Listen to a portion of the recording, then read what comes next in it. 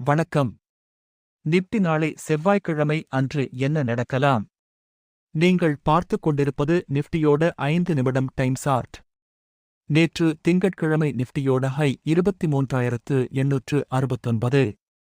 Low 23,647. முடிவுற்ற விலை 23,753. இந்த 23,750 என்ற புள்ளியில் இருந்து குறைந்தபட்ச தடை 23,858.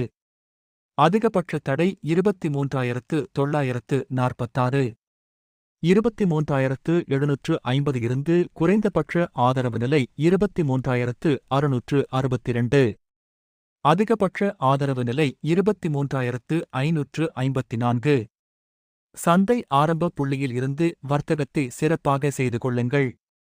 லைவ் மார்க்கெட் அப்டேட் தெரிந்து கொள்ள எனது டெலிகிராம் சேனல்